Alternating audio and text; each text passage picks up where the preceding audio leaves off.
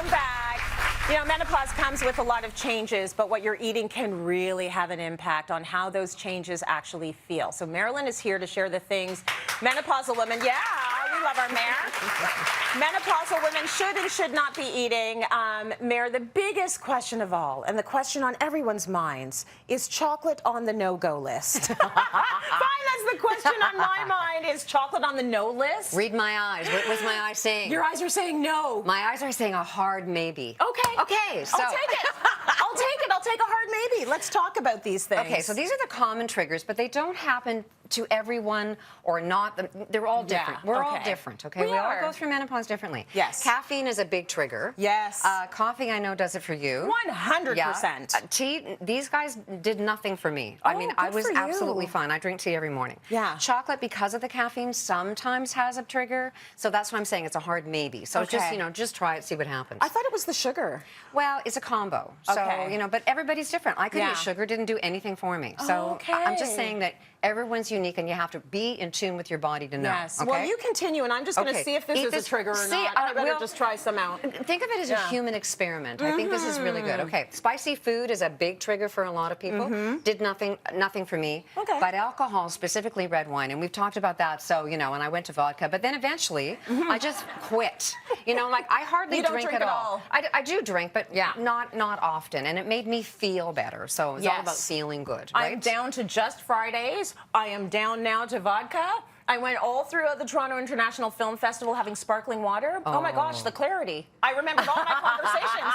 The clarity of it all. I was like, oh, this is why people don't drink. Okay, got it.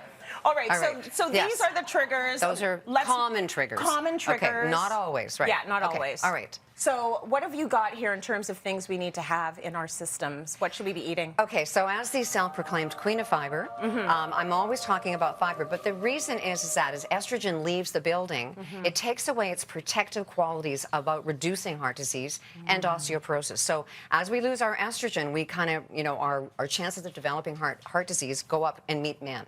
So if you eat fiber, that's scary. It is scary, and it's something, and you can be proactive about this. It's nothing to be going, you just do it as soon as you can. Just fix it. So fruits, vegetables, seeds, nuts, all those guys, but whole grains have a really unique relationship with heart disease. Okay. So when we're eating things like whole wheat, a whole grain whole wheat, when it gets into your gut, it makes a fermentable fiber, and those fermentable fibers are actually responsible for helping reduce your chances of developing heart disease. Okay. So really important to have a balanced diet, but think about all the fiber you can eat. Okay, so I want to know, what would you eat in a day?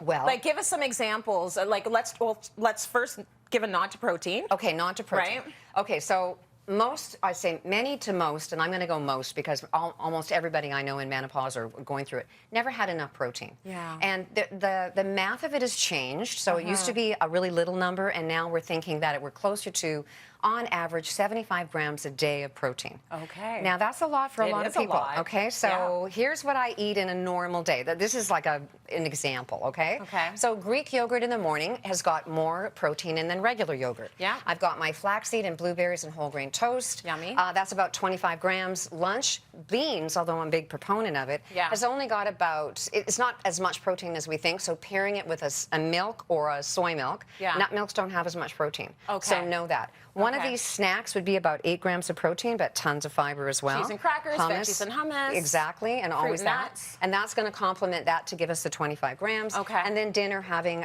chicken with some vegetables, and you're going to get my 25 grams. But before, this is the most important thing. Weight. Weights. It's the one thing I do right, people. And I'm so happy. And you know what? Without weight training, I have osteoporosis, and that's shocking to me. It happened because I gave up weight training. You are so fit. I am so fit, but I gave up weight training for about 5 years because of injuries. Yes. I'm back doing it, and so everybody, if you're 20, start. If you're 80, start. You need to lift weights to support your bones, along with this protein. I like this message, and heavy weights, y'all. I did 245 at the gym this morning, a squat. Lift your weights. It's the only advice I could give because I'm also doing everything wrong. Okay, let's go to break. We've got more coming up. Thank you, Mair.